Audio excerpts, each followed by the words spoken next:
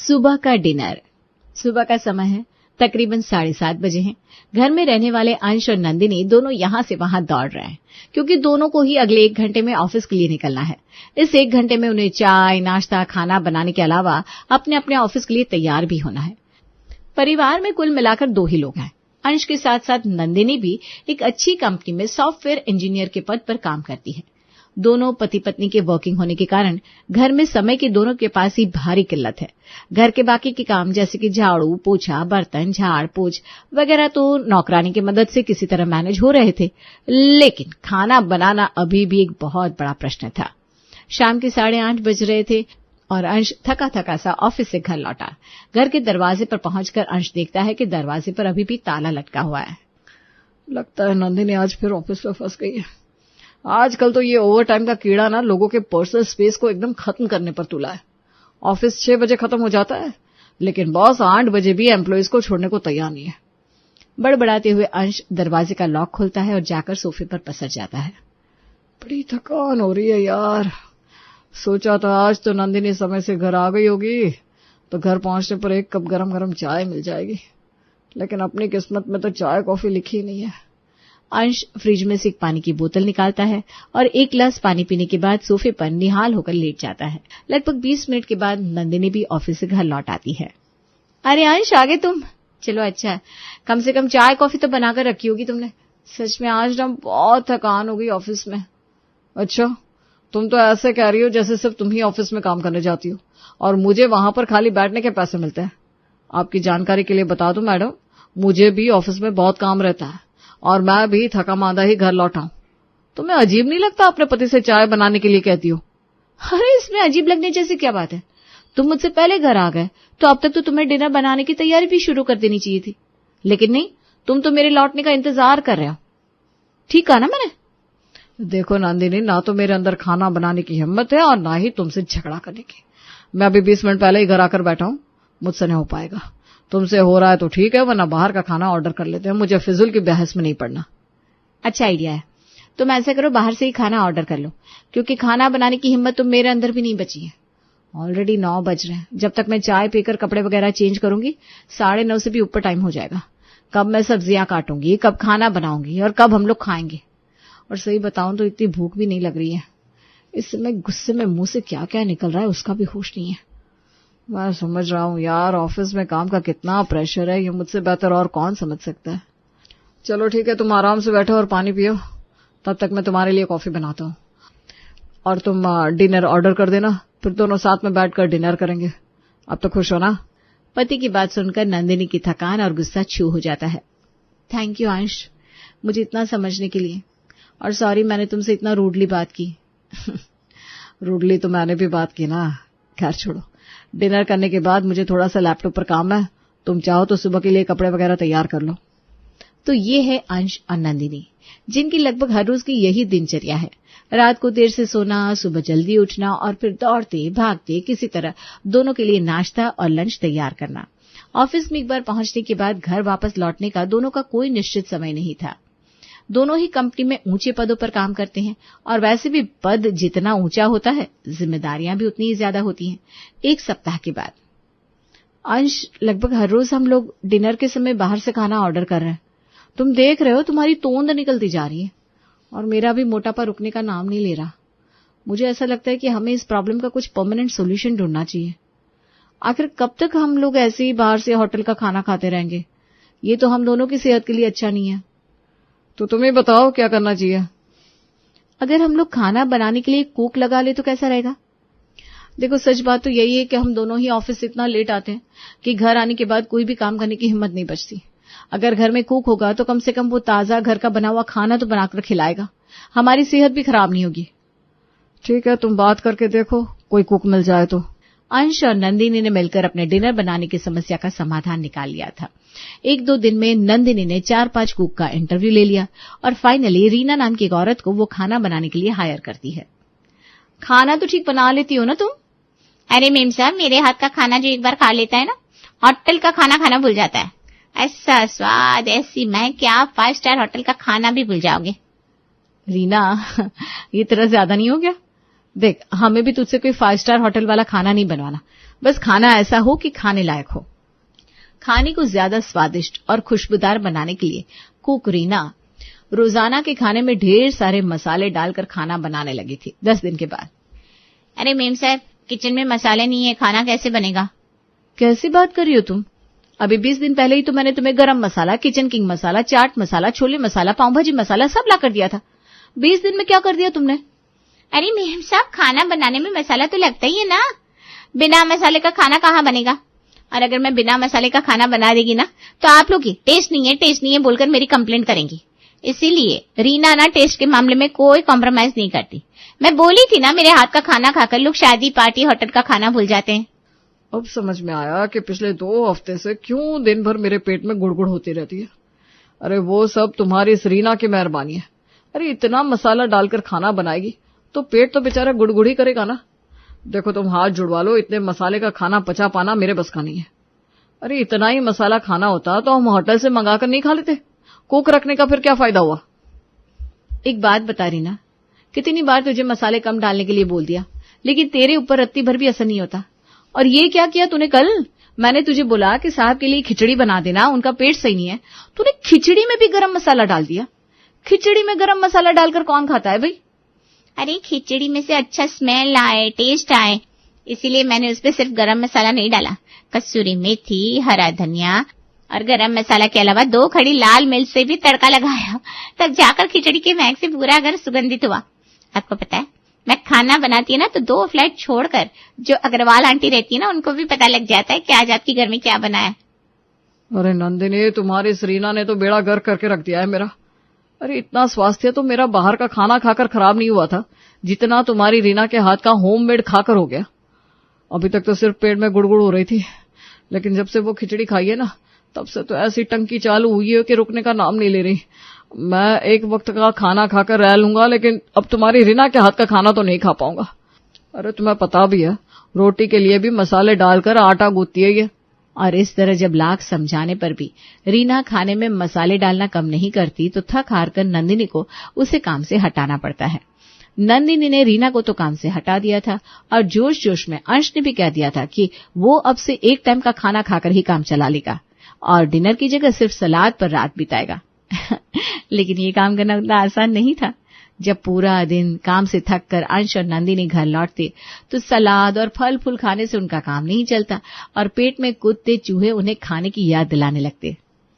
अंश यार, ऐसे कैसे चलेगा? मुझसे तो ये सेब संतरे खाकर सोया नहीं जाता।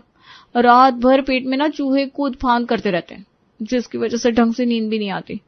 बाजार से खाना मंगाओ तो उसका तेल मसाला और हाइजीन की टेंशन, घर में कुक रखो तो वो अपनी मनमानी पर उतर आते हैं।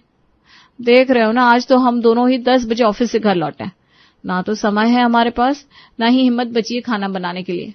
समझ में नहीं आता करे तो क्या करे। तुम्हें बताओ क्या कर सकते हैं? एक तरीका है अंश, और मुझे लगता है वही सबसे बढ़िया तरीका है। हमें सुबह ही डिनर बना लेना चाहिए। कैसी बेतुकी बात कर रही हो? सुबह में ब्रेकफास्ट बनता है, डिनर नहीं। अरे वो तो मैं भी जानती हूँ, लेकिन हमें अपनी जरूरत के हिसाब से खुद में बदलाव भी लाना चाहिए। मुझे ऐसा लगता है कि हमें सुबह ही डिनर बनाकर फ्रिज में रख देना चाहिए, ताकि जब हम शाम को ऑफिस से घर लौटे तो हमें खाना बना बनाया मिल जाए और हम लोग आराम से उसे गर्म करके खा सके। तुम्हारे कहने का मतलब है कि तुम जो लंच बनाओगी उसे ही ज्यादा क्वांटिटी में बना दोगी ताकि शाम में भी हम वही खाना खा सके? एग्जैक्टली। आखिर हमारे घर में फ्रिज है, और फ्रिज का काम क्या होता है? सुबह जब हम दोनों मिलकर अपने लिए लंच बनाते हैं ना, बस उसी समय थोड़ी सी सब्जी, राइस वगैरह एक्स्ट्रा बना लिया करेंगे और उसे फ्रिज में रखकर चले जाया करेंगे। फिर रात में हम चाहे 9 बजे आए 10 बजे, कम से कम हमें खाने की टेंशन तो नहीं लेनी पड़ेगी। चुपचाप माइक्रोवेव में खाना गर्म करेंगे और सुकून से अपना डिनर करेंगे। क्या कहते हो, कैसा लगा मेरा आइडिया? वैसे तुम्हारा आइडिया बुरा भी नहीं है। रोज रोज बाजार का खाना खाने से या रीना के हाथ का वो जहरीला खाना खाने से तो अच्छा ही है कि हम सुबह में ही डिनर बना लिया करें। तो फिर ठीक है, कल से ही लग जाते हैं काम पर। हम दोनों साथ मिलकर सुबह ही डिनर बना दिया करेंगे। नंदिनी और अंश ने किसी तरह अपनी प्रॉब्लम का सोल्यूशन निकाला था कि उसी दिन अंश की सगी मौसी का फोन आता है। बेटा घर पहुंच गए? नहीं मौसी जी, मैं 8:30 तक घर पहुंचूंगा। आप बताइए, कुछ काम था क्या? नहीं बेटा, काम नहीं था। 9 बजे तक मैं भी तुम्हारे यहाँ पहुंच रही हूँ। अगर स्टेशन लेने आ जाते तो अच्छा होता, वरना रात के अंधेरे में तुम्हारा घर ढूंढने में मुझे तकलीफ होगी। मौसी की बात सुनकर फोन काटकर अंश अपनी पत्नी नंदिनी को फोन मिलाता है। अरे नंदिनी यार, मौसी आ रही है, रात तक घर पहुंच जाएगी। वैसे मुझे इस बात से कोई प्रॉब्लम नहीं है कि तुम्हारी मौसी आ रही है, बस प्रॉब्लम इस बात से कि हमारे पास टाइम थोड़ा कम रहता है। उन्हें इस बात से कोई ऐतराज तो नहीं होगा ना कि हम लोग अपने अपने काम में बिजी रहते हैं और वो घर में अकेली बोर होती रहेंगी। अब देखा जाए तो क्या कर सकते हैं, घर पर आए मेहमानों के लिए नौकरी तो नहीं छोड़ सकते। अंश रात के 9 बजे तक मौसी जी को लेकर घर पहुंच गया था। मौसी को चाय पिलाने के थोड़ी देर बाद ही नंदिनी भी ऑफिस से घर लौट आती है। अरे बहू, इतनी रात हो रही है, अंश कब का ऑफिस से लौट आया और तू अब आ रही है? हमारे गांव में तो इतनी रात तक किसी के बहुरिया बाहर घूमे ना तो पूरे गांव में तहलका मच जाए। तभी तो मौसी गांव में नहीं, शहर में रहते हैं हम लोग, और ये बाहर घूमने नहीं गई थी, काम करने गई थी। अब बैठिए, मैं खाना गरम करता हूँ। खाना गरम करता हूँ से तेरा क्या मतलब है? तूने खाना बनाया कब जो तू गरम करेगा? तू तो मेरे साथ ही घर में घुसा है और नौकर चाकर भी कोई दिख नहीं रहा घर में। वो मौसी क्या है ना, डिनर हम लोग सुबह में ही बनाकर फ्रिज में रख जाते हैं ताकि रात में खाना बनाने का टेंशन ना रहे और दोनों पति पत्नी आराम से डिनर कर सके। क्या कहा? सुबह का बना हुआ खाना रात में खाते हो तुम लोग? अरे राम राम राम, क्या फायदा ऐसी नौकरी और पैसे का कि इंसान को 2 वक्त का ढंग का खाना भी नसीब ना हो। अरे भाई, 4 पैसे कम कमा लो लेकिन खाना तो ढंग का खाओ। मैं तो साफ कह रही हूँ, हमसे ये बासी खाना नहीं खाया जाएगा। मौसी की बात सुनकर नंदिनी परेशान हो जाती है। नंदिनी, मौसी जी मेहमान हैं, उनके लिए कुछ बना दो ना। उन्हें हमारी तरह सुबह का रखा हुआ खाना खाने के लिए फोर्स तो नहीं कर सकते। अंश की बात सुनकर नंदिनी मौसी जी के लिए थोड़ी दाल बना देती है। अरे बहू, ये क्या ऐसे खातिरदारी करोगी मेहमानों की? तुम्हारे मायके से कोई रिश्तेदार आए तो उसे दाल रोटी खिलाकर खातिर की जाती है क्या? जरा सी आलू टमाटर की सब्जी तक ना बनी तुमसे? मौसी जी, पहले ही रात के 10 बज रहे हैं, सब्जी बनाने बैठूंगी तो 11 बज जाएंगे। आप अभी तो यही खा लीजिए। नंदिनी की बात सुनकर मौसी मुंह बिचकाकर खाना खाने लगती है। अगले दिन सुबह, अरे बहू, ये कटोरा भरकर आलू टमाटर किसके लिए रखे जा रही है? मैं तो आधी कटोरी ही खाऊंगी। मौसी जी, रात को आकर हम लोग खाएंगे। आपको बताया था ना, हम लोग डिनर सुबह ही बना देते हैं। बेटा, बताया तो मैंने भी था कि मैं सुबह का बनाया हुआ खाना रात में नहीं खाती, लेकिन देख रही हूँ तुम मेरी बात पर गौर ही नहीं कर रही। शाम को समय से घर आ जाना भाई, हम ये बासी बासी खाना नहीं खा पाएंगे, पहले ही बता रहे हैं। हाँ? मौसी की बात सुनकर फिलहाल तो नंदिनी कुछ नहीं कहती और जल्दी जल्दी अपना बैग लेकर घर से निकल जाती है। घर से बाहर जाकर, अंश, ऐसा कैसे चलेगा? मौसी तो रोज रोज बात का बतंगड़ बनाने लगी है। ऐसा करते मौसी के लिए शाम को बाहर से खाना ऑर्डर कर दूंगी, वही ठीक रहेगा। अब अगर उन्हें सुबह वाला खाना नहीं खाना तो यही है जो हम कर सकते हैं। शाम को 8 बजे मौसी जी बहू नंदिनी को फोन मिलाती है। अरे बहू, 8 बज गए, तुम्हारा अभी तक कोई अता पता नहीं है। भाई, हमें तो 8 बजे तक खाना खाने की आदत है। पता नहीं कब तुम आओगी, कब खाना बनेगा और कब खाने को मिलेगा। मौसी जी, अभी तो मुझे ऑफिस से निकलने में आधा घंटा लगेगा और घर पहुंचने में और आधा घंटा, यानी मैं 1 घंटे से पहले घर नहीं आ सकती। मैं आपके लिए ना बाहर से खाना ऑर्डर कर देती हूँ। अरे कैसी बात कर रही है बहू? हम कोई 16 साल की थोड़ी ना है कि बाहर का कुछ भी चटर पटर खा लेंगे और हमें हजम हो जाएगा। बेटा, इस उम्र में बाहर का खाना हजम नहीं होता मुझसे, तो कुछ घर का ही हल्का फुल्का बनाकर खिला दे। अब आप ही बताइए मौसी जी, मैं क्या करूं? बाहर का खाना आपको खाना नहीं। डिनर मैं सुबह बनाकर रख गई थी, तेज भूख लगी हो तो आप उसे ही गर्म करके खा लीजिए। अरे बहू, बासी खाना खाने से पेट में गैस हो जाती है, तो रहने दे। आज तो भूखे ही सो जाती हूँ भाई। रोज रोज 10 बजे खाना खाना, ये तो हमसे ना हो पाएगा। आधी रात तक तुम्हारा इंतजार करते रहो और फिर उसके बाद तुम घर आकर बनाओगी भी तो क्या? वही रूखी सूखी दाल। मेरी मती मारी गई थी जो मैं भांजी के मुंह में दौड़ी चली आई। मुझे क्या पता था कि यहाँ तुम लोगों को 2 वक्त का खाना खिलाना भी मुश्किल हो जाएगा। लगभग ये हर रोज की बात हो गई थी। बासी खाना खाने में मौसी जी नाक मुंह चढ़ाती और रोज तरह तरह के खाने की फरमाइश करती, जिसे पूरा करने के लिए नंदिनी को रोज ऑफिस में कुछ न कुछ बहाना बनाकर जल्दी घर आना पड़ रहा था, ताकि मौसी जी को उनकी पसंद का खाना बनाकर खिलाया जा सके। खाना बनाने में थोड़ी भी देर हो जाती तो मौसी जी बिना खाना खाए सो जाती और 100 तरह के ताने मारती वो अलग। मौसी को यहाँ आए लगभग 10 दिन बीत गए थे। शाम के 9:30 बज रहे थे। नंदिनी सबका खाना लगा रही थी, तभी दरवाजे की घंटी बजती है। नंदिनी जाकर दरवाजा खोलती है तो देखती है सामने मौसा जी खड़े हुए हैं। क्या जी, आप भी यहाँ पर सरप्राइज देने के लिए चले आए क्या? आने से पहले एक बार फोन तो कर देना चाहिए था। बहू तो पहले ही खाना बना चुकी है, अब आपके लिए उसे फिर से खाना बनाना पड़ेगा। अरे नहीं बहू, इतनी तकलीफ करने की कोई जरूरत नहीं है। सुबह की कोई सब्जी रखी हो तो हम तो उसी से 2 रोटी खा लेंगे। ऐसे कैसे खा लेंगे? बासी खाना खाने से पेट में गैस हो जाती है।